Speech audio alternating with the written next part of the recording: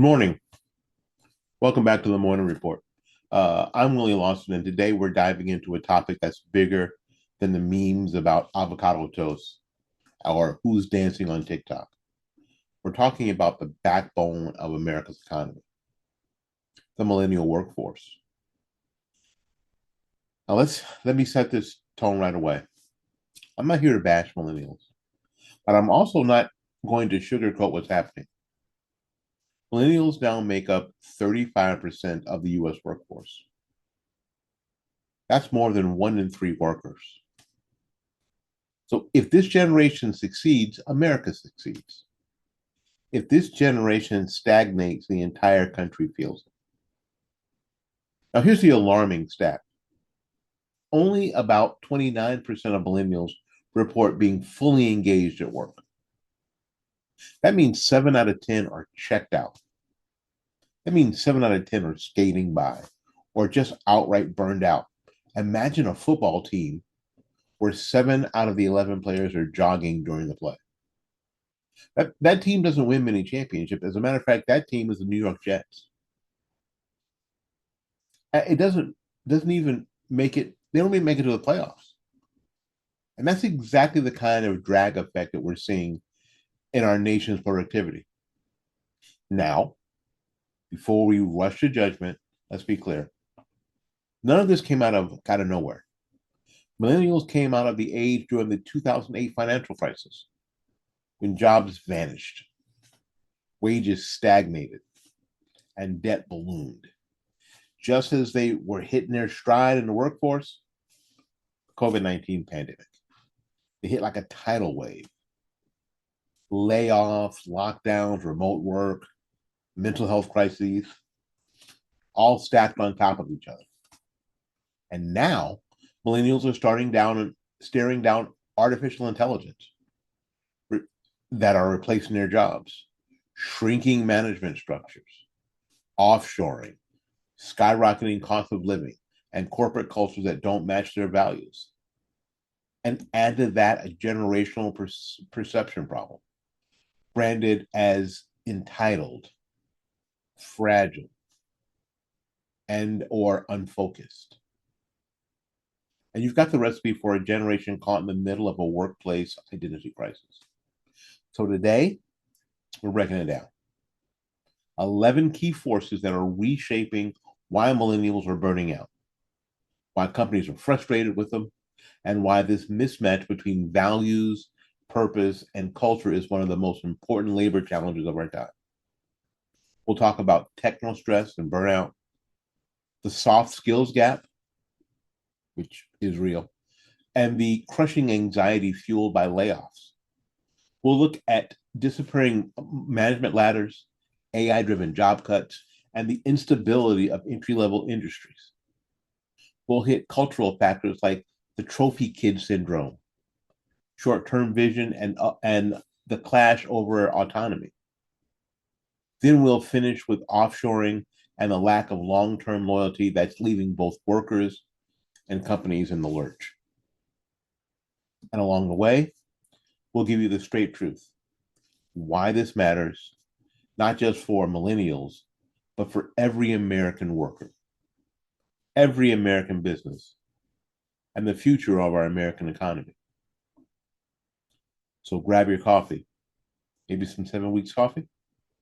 We'll see you in a minute. Let's dive in.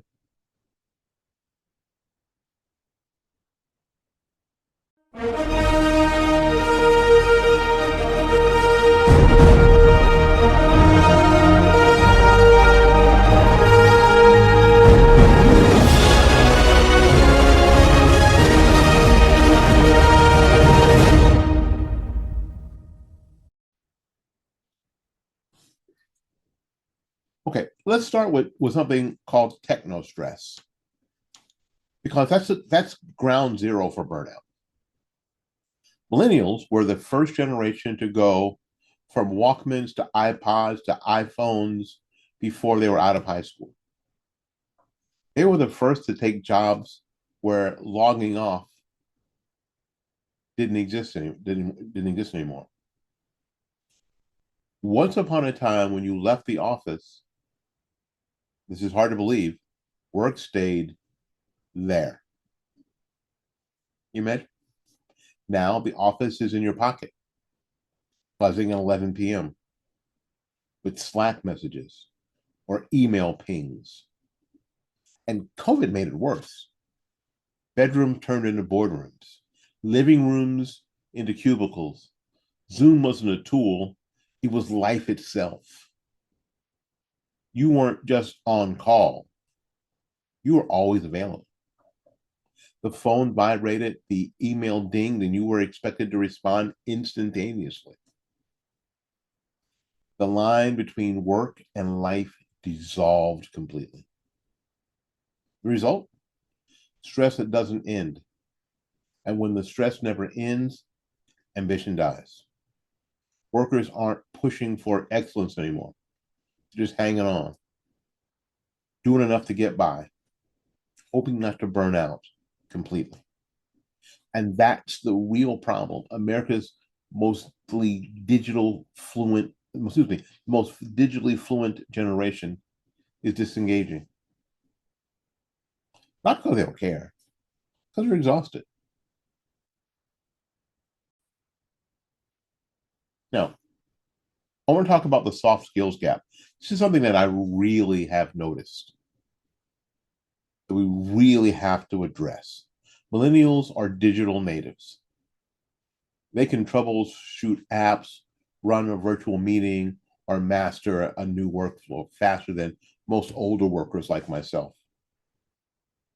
After years of remote work, many have lost their grip on something equally vital: the human to human skills. Have you noticed that? I'm talking about reading body language in a meeting, resolving a conflict without storming out, collaborating in real time when the stakes are high. These aren't extra skills, they're the glue that holds teams together. Now, COVID accelerated this decline. For 2 years, and sometimes more in some places, millions of workers never left the kitchen table. Teamwork meant typing into a chat box. Leadership meant managing yourself in isolation. The normal practice of working through disagreements, brainstorming together, or problem solving under pressure simply didn't happen. Now that companies are forcing return to office mandates, the cracks are showing. Managers are noticing awkward conversation, stunted communication, and difficulty with teamwork. And here's the deal: those with soft skills are separate. Excuse me. Those soft skills are what separate the doers from the leaders. Those soft skills separate the doers from the leaders. Without them, millennials find themselves hitting ceilings fast. Now, some just may call it knowing how to kiss up. It's the ability to know how to interact with other people. Those are the soft skills, and I think those are the soft skills that you only really gain by practicing. You guys know that I'm a musician by trade, right? And the idea is that you have to practice those. You have to notice them. You have to practice them. You have to play with them. You have to, get used to it. That's how you learn those skills. There aren't enough classes. There aren't enough courses online that teach you that stuff. And the people who do it well, there's no way to fake it. There's no way to fake it.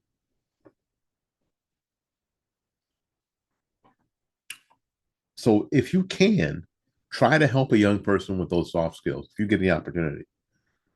I spend a, in my job, I spend a lot of time doing that. I spend a lot of time interacting with them, asking them questions. I teach by a Socratic method. I'm annoying the crap out of them because I'm always asking them questions. So what do you think about this? So tell me about this.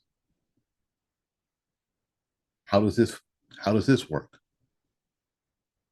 Because I need to get them to talk. I need to get them to work it out. I need to get them to talk to me in a way that we are collaborating in real time. Soft skills, like I said, it's really important to me. Okay, now we're going to layer in anxiety.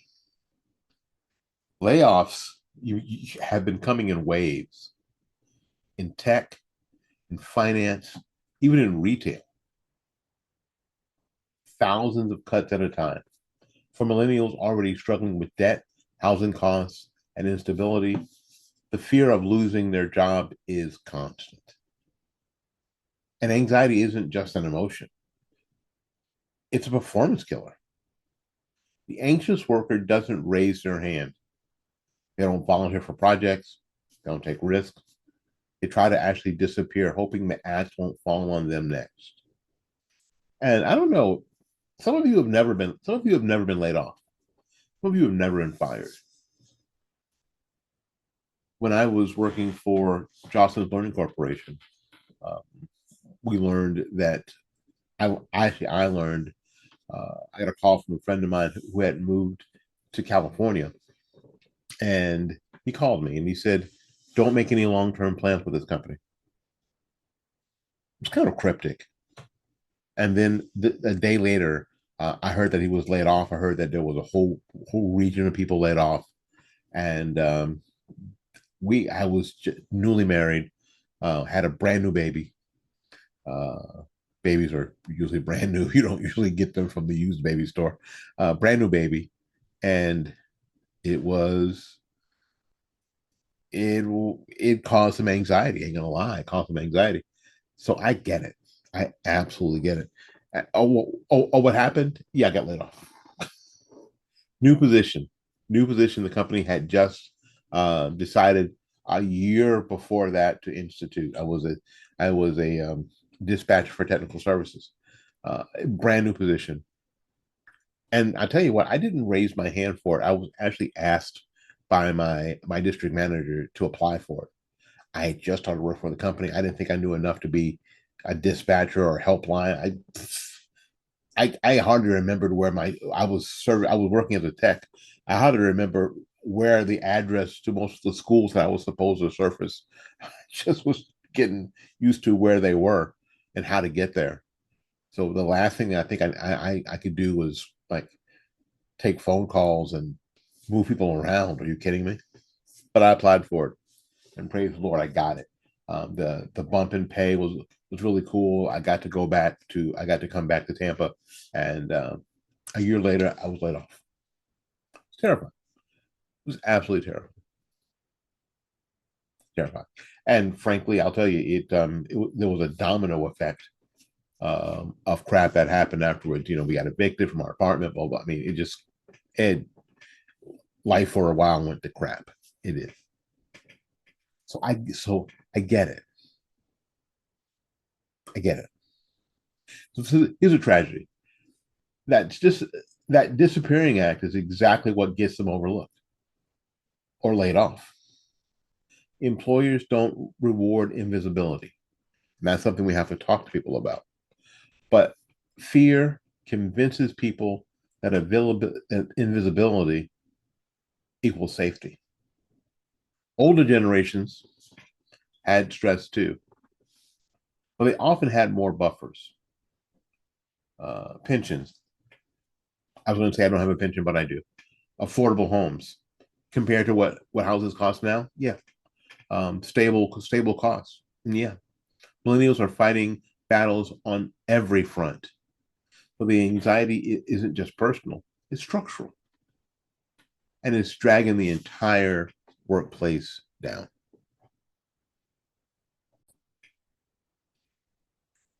Now, if you're listening to all this and you're already stressed out, then give me a way to turn your morning routine into something meaningful.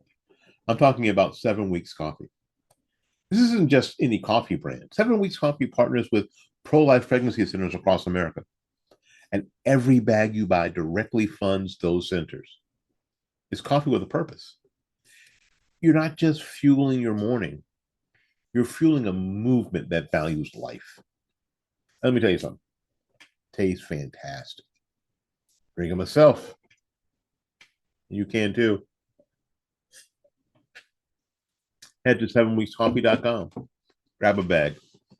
And when you brew that first cup tomorrow morning, you'll know that you're supporting moms and babies and a cause that matters. All right. Back to the grind. Literally. Okay, let's talk about the ladder, or rather the missing rungs of it.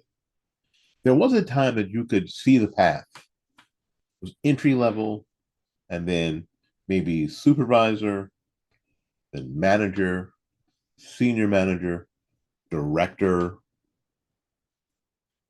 It wasn't guaranteed, but at least the ladder was there. Work hard, stick around, keep your nose to the grindstone, prove yourself, and you can move up. Today, that ladder is getting sawed off halfway up. Companies are flattening their structures, cutting out middle management entirely. The lean and mean approach sounds efficient on the balance sheet, but it's devastating for workers trying to build careers. Now, because here's the deal. We sent these people to school, right? I'm saying my generation sent our kids to school. And the idea was to go work for a company and then work your way to the top, right? Or as high as you could get. At the same time, those companies that we own, run, are facing all sorts of economic pressures and now have to run a lot leaner. And what we learned is that we had most companies learned that what they had too much of was the people in the middle. Too many supervisors, too many managers, too many district managers, too many area supervisors, that kind of thing. So they did what made sense to do. They got rid of a lot of it. The data tells us the story. Layoffs of millennial managers rose 400% between 2022 and 2024. That's not just numbers. That's thousands of young managers, many in their first leadership roles, suddenly shown the door. Imagine climbing halfway up the ladder only for someone to yank the top half away. They thought they were doing the thing. Now here's a ripple effect. Without middle managers, younger workers don't see a future. Now, if you're working and then you see your manager walking outside by security holding a box of stuff that was on their desk, and they tell you that person didn't get in trouble, their job got eliminated. What? Their job got eliminated. It's different. Different is they got in trouble and they got fired because you think, oh, there's a vacuum, I can suck in there. No. Their job got eliminated. That position doesn't exist anymore. So this isn't about just a millennial crisis, it's a corporate crisis. So when you eliminate middle management, you don't just cut jobs, you cut mentorship, you cut career development, you cut the very people who connect the top brass with the front lines. And in that vacuum, trust and morale collapses. Now let's bring in the robot elephant in the room, artificial intelligence. It has been sold as the great liberator of human potential. Automate the boring stuff, free the workers for higher level thinking. Sounds nice, but let's be real. That's not how companies are using it. In 2024 alone, tens of thousands of jobs were cut explicitly because AI can now do it.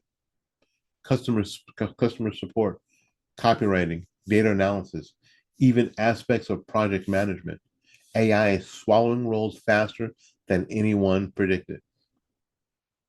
Millennials are now often the very workers teaching these systems how to work. They're training the algorithm, implementing the tools, making the workflow seamless. Then once the systems are running, out the door. That's not AI as a tool, it's AI as a replacement. Yes, millennials are tech savvy, generally speaking. Yes, they are fluent in AI tools, generally speaking. But being fluent doesn't help much when your company sees you as a cost to cut.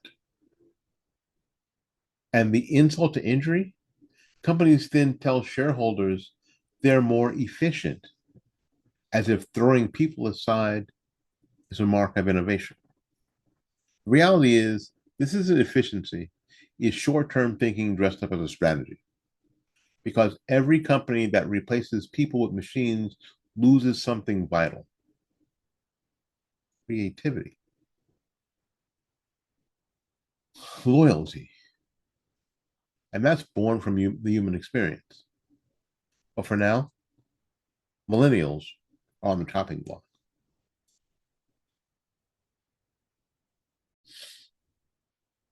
And it isn't just white collar jobs that are in danger. Early career workers in manufacturing, retail, construction, and traditional entry points are getting hammered too. Now,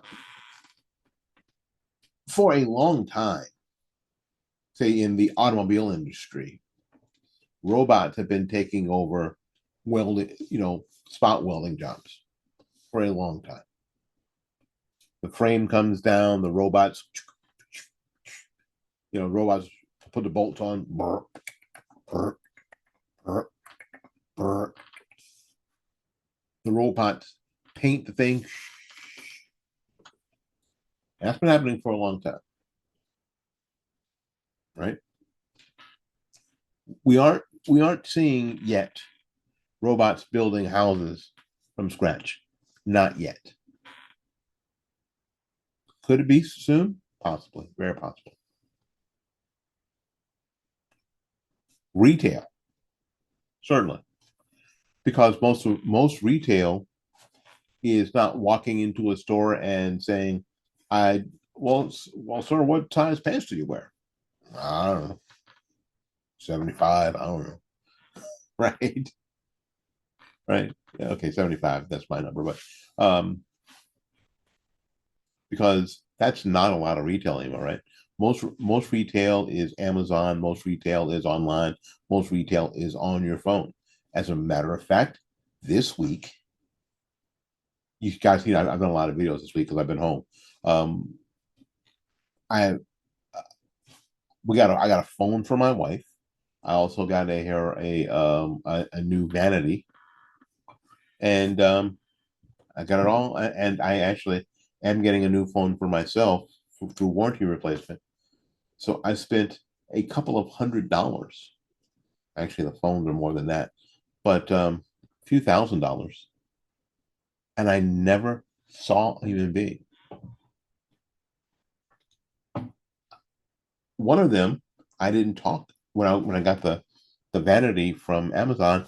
I didn't talk to a human being, and the phones, frankly, I may have been talking to a human, or I may have been talking to an AI bot. I don't know. There's no way to tell that I'm not an AI bot because it's getting better all the time. I may indeed be an AI bot. I'm not. Could be though. Had you scared for a second, didn't I? So all these jobs are getting hammered. Why? Recession fears. When companies worry about downturns, they cut the bottom. They cut the bottom first. That means the very people starting out, often millennials in their 20s and 30s, first out the door. When the damage doesn't stop with a pink slip, losing a job early stalls everything else. Savings, buying a home, starting a family. You scramble into gig work, patchwork jobs, side hustles, just to survive, right?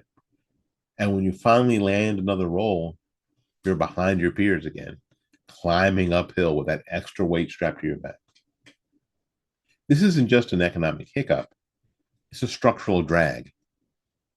When an entire generation can't build a stable footing, the economy weakens across the board.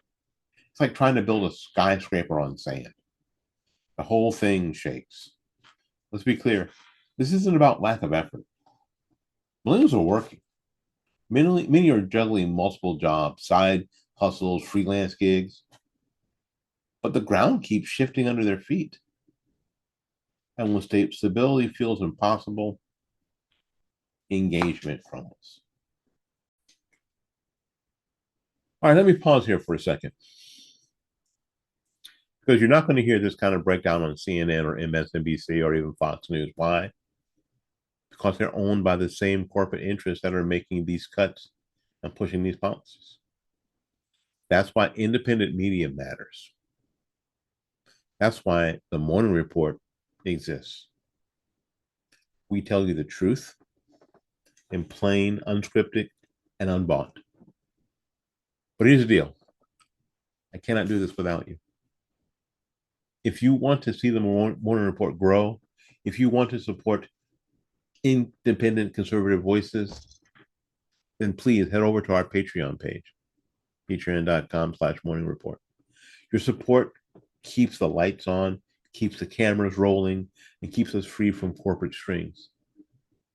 And whether it's $5 a month or 50, every bit makes a difference.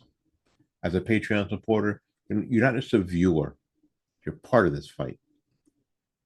Again, go to patreon.com/morning report, join the community. Let's keep building this platform together. All right, let's get back to it. All right, let's hit a cultural point that always sparks debate. Trophy kid syndrome. I said for years that T-ball was our problem. The every kid gets a trophy was our problem. And millennials grew up in an era where participation trophies were the norm. Soccer leagues where everyone got a medal. Classrooms where effort was praised almost as much as achievement. The shape that shaped expectations. So when these kids became adults and entered the workplace, many carried that same mentality. How could they not? It showed up. Try hard, get rewarded. The truth about the workplace, it doesn't pay you for effort, it pays you for results. Older bosses see the disconnect loud and clear. They climb through rejection and setbacks and years of proving themselves before they earn recognition. When they look at millennials who want a promotion after 6 months or a raise after 1 year, they don't see ambition, they see entitlement. I've had these conversations with my wife because she was a manager where she worked, and she sat into she talked about these meetings that they've sat in, especially with young people, and they have degrees, and they believe by virtue of their degrees they should be in management positions. Now they've never managed anybody doing anything. They haven't even, I mean, they've barely managed to feed the hamster on time to keep it from dying. But they believe because of their degrees, they should be in management. They should be getting promoted. They should be making money. They should be comfortable. And older people like myself, yes, we look at that not as ambition, but as entitlement. Now, is it entirely fair? Not always. Some millennials are ambitious, capable, and worthy of advancement. But the perception is strong enough that it creates tension. Millennials feel underappreciated, while older managers feel disrespected.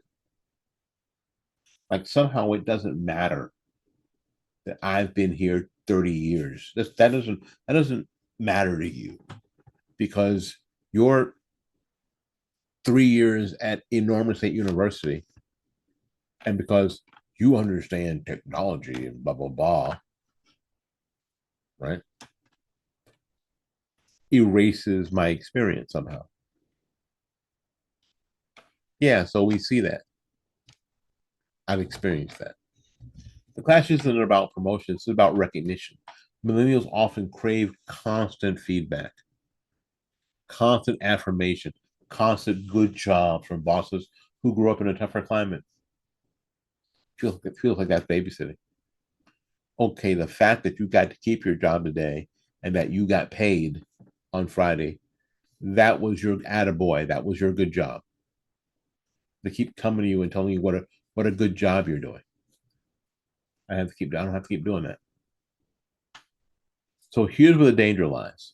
When an entire generation is branded as entitled, companies start writing them off wholesale, frankly, it hurts everybody. The workers who are serious, the companies that need their energy, the broader economy that suffers when talent goes untapped. But it's like it but like it or not, the trophy kid label is stuck. And it's one more obstacle millennials face in the workplace.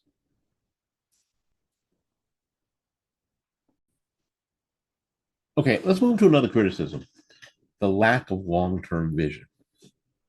Companies want employees who think like owners. That's really hard. And that's really hard to do.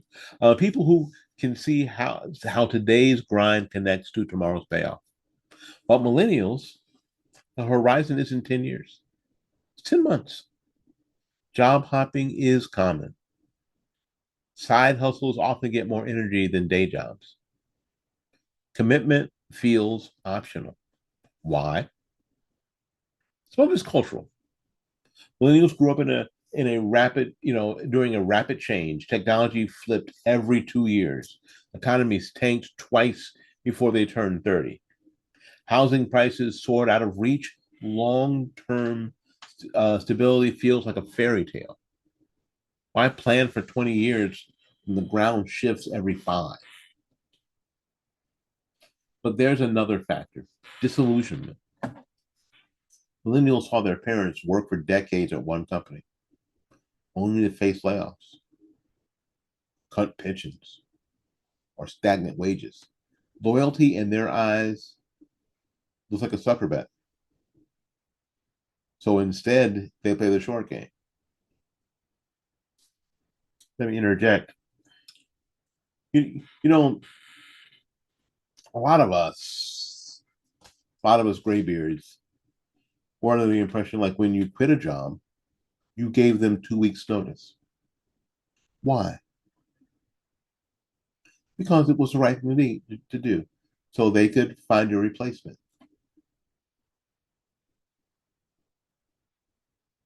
But when they were going to fire you, they were going to lay you off. Did you get two weeks to find a job? The loyalty was one way. And a lot of people figured that out. So now when people leave jobs, they walk in and go, today's my last day. So aren't you going to give me 2 weeks? Mm-mm. You wouldn't do this because you wouldn't offer, it's me talking to the company, you wouldn't offer me the same courtesy. So I'm just going to go home now. This is my last day. I mean, if you let me finish the day, great. If you don't, if I can go home now, that's fine. I was not planning to be here anymore anyway. The short game. The short game has consequences though. Without long-term thinking, you never build depth. You never accumulate the kind of expertise that makes you indispensable. And companies seeing the job hopping trend hesitate to groom millennials for leadership. It becomes a vicious cycle. Workers don't plan long term, so companies don't invest long term, which only reinforces a short term mindset. The result is stagnation. Workers drift, companies stall, the economy loses the compounding benefit of deep, seasoned careers.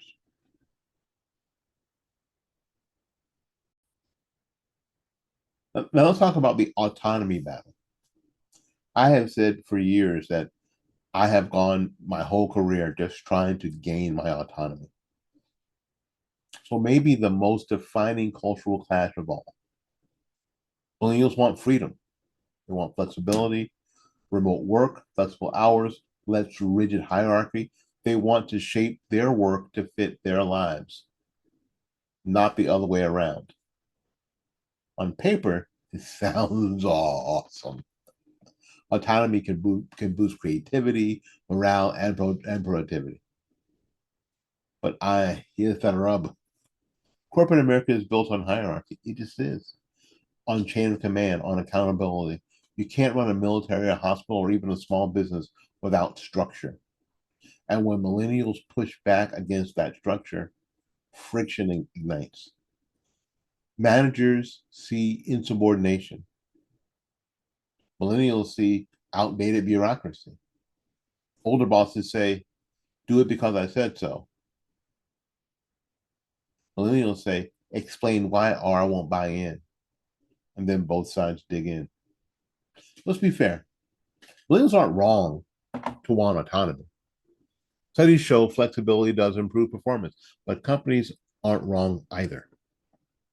You can't scrap a century of organizational structure overnight. The problem is that instead of compromise, both sides escalate.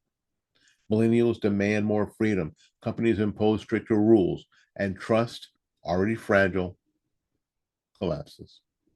The class doesn't just create tension, it drains productivity, it drains morale, it drains loyalty. Workers feel trapped, companies feel undermined, and everyone walks away frustrated.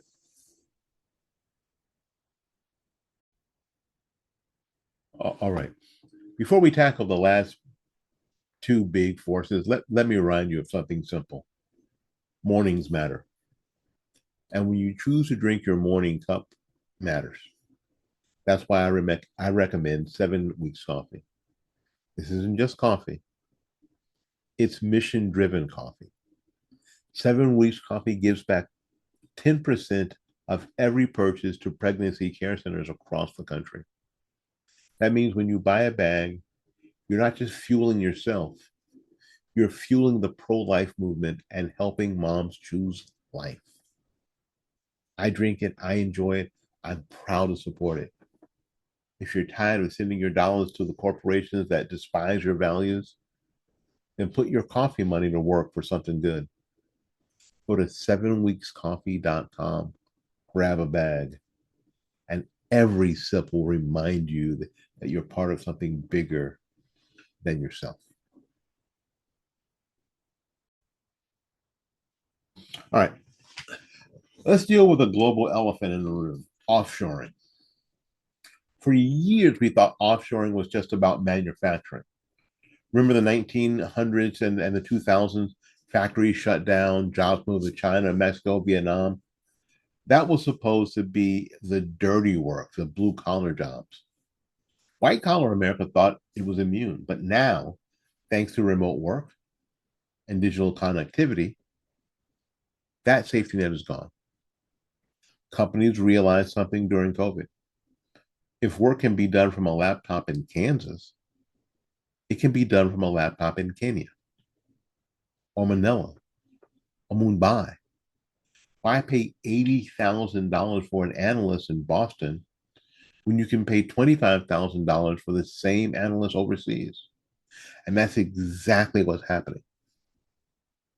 White collar jobs, IT support, graphic design, coding, bookkeeping, and even legal research are being shipped abroad for millennials who were told, go to college, get a degree, and you'll be safe. This is devastating because now even their safe jobs aren't safe.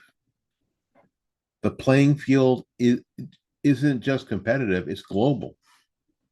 And when you're competing against workers who accept lower pay, now it's lower, but not for where they live.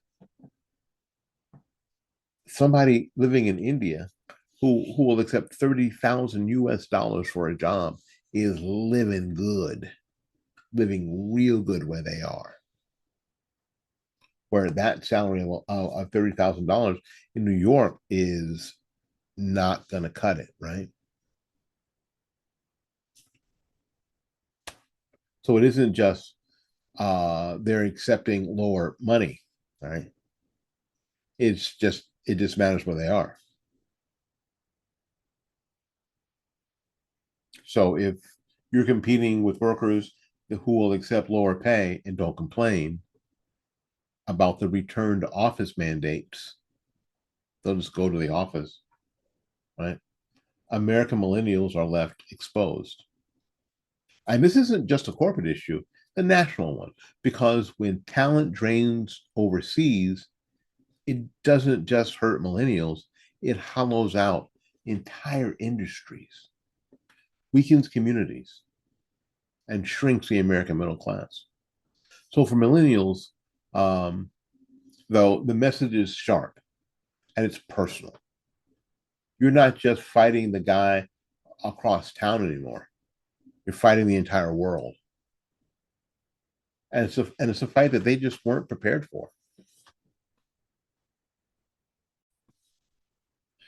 All right, let's talk about loyalty, or maybe more accurately, the absence of it.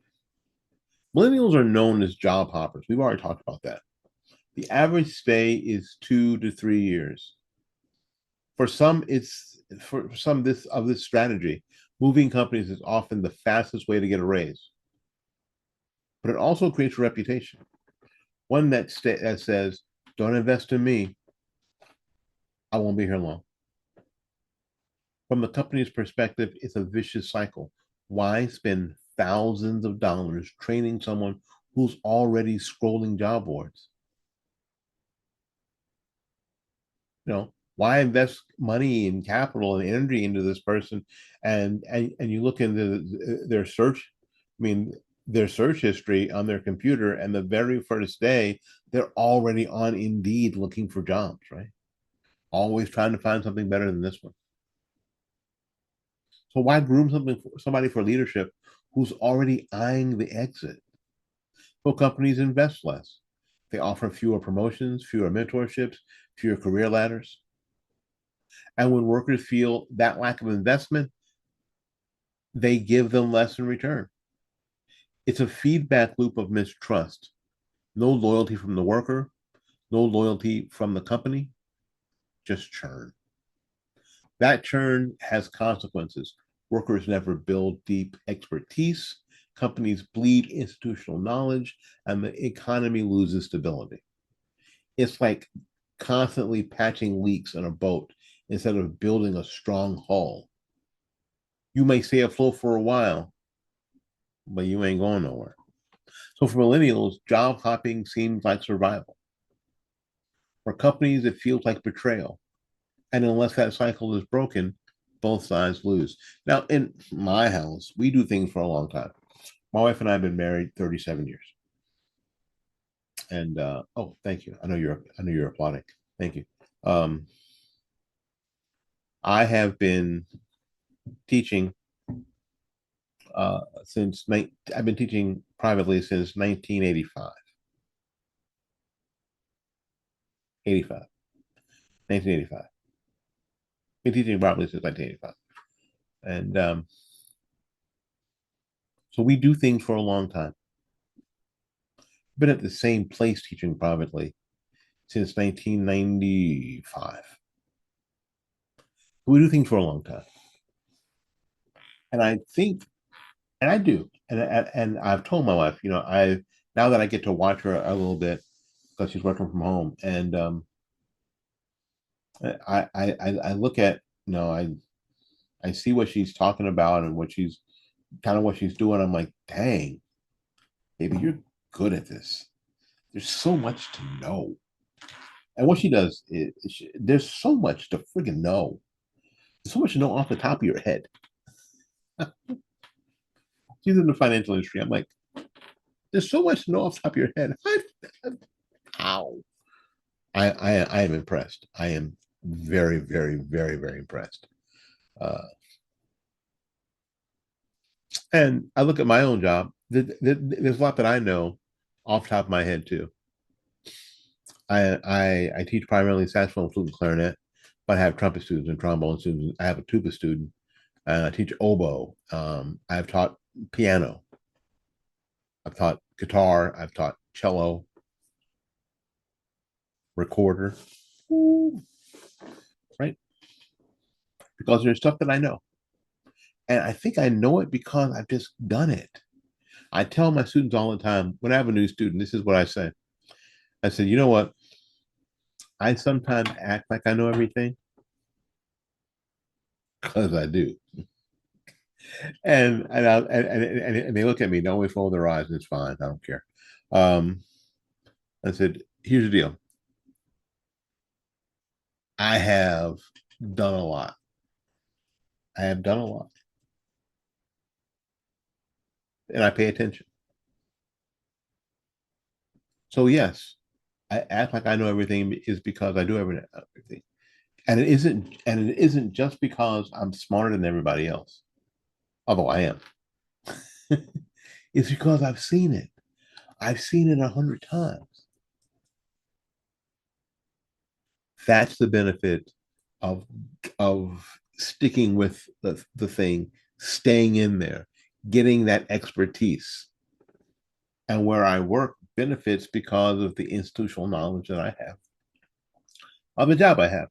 Where my wife works benefits because she has this institutional knowledge. And that's something that's missing. I mean, going away. Hopefully, prayerfully, hopefully, we can break this cycle. I wish I could tell you how, but I do know that we have to. So millennials are not lazy. They're not stupid. They're not hopeless. Well, they are. A lot of times it's trapped. They're trapped between economic collapse and cultural shifts, technological revolutions, and corporate structures that no longer work the way they did for us. They were told to get degrees. They got saddled with crushing debt. They were told to work hard and graduated into the worst job market since the Great Depression. Then they were told to adapt, and they did. Only be burned out by technostress and remote work. They were told that loyalty would pay off. They watched their parents get laid off after decades of service. They were told that AI would help, and then they watched AI take their jobs. Is it any wonder they're anxious? Is it any wonder they're disengaged? But here's a larger truth: this isn't just a millennial problem. When 35% of the workforce is checked out, it becomes an American problem. Productivity slows, innovation dries up, the middle class weakens, trust in institutions collapse, and the economy as a whole starts to wobble.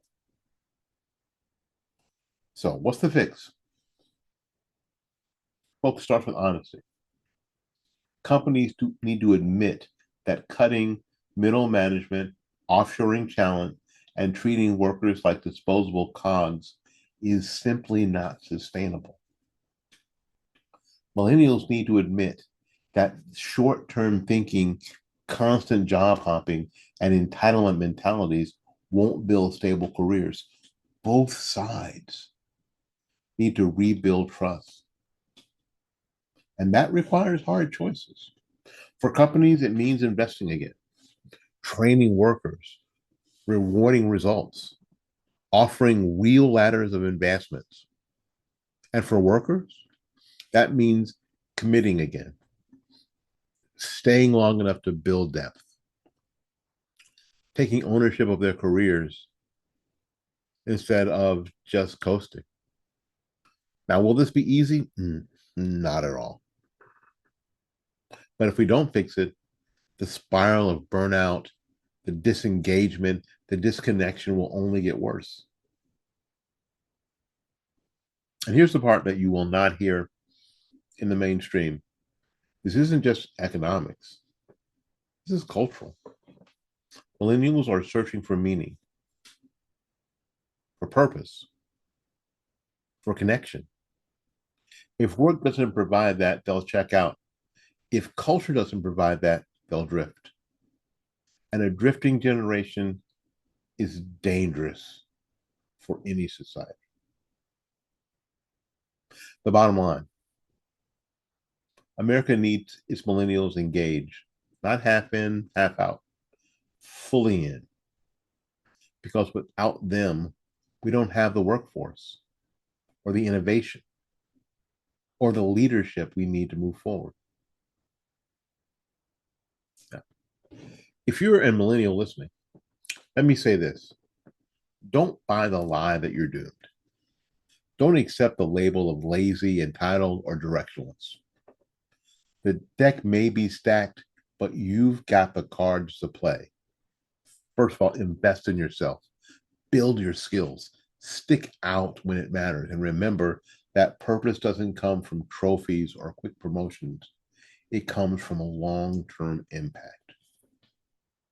If you're not a millennial, like most of my analytics say, you're probably Gen X. You're even a boomer like me. Understand the weight this generation is carrying. They didn't choose the economy they walked in. They didn't choose the cultural collapse around them, but they are here now. And whether they thrive or falter will shape the America your kids and grandkids inherit. Frankly, that's why independent voices like this matter, because you won't hear honest conversation anywhere else. Mainstream media will not touch it. They're too busy selling distractions. But here we're telling the truth. So if you found this valuable, share it, subscribe, support the platforms that aren't afraid to say what needs to be said, and don't forget, you can back us directly at patreon.com/morning report and help us keep this fight alive. My name is Willie Lawson. This is the Morning Report. Till we see you again, go out there and learn something, love somebody, and for goodness sakes, y'all take care of yourself. We will see you when we see you. Bye-bye now.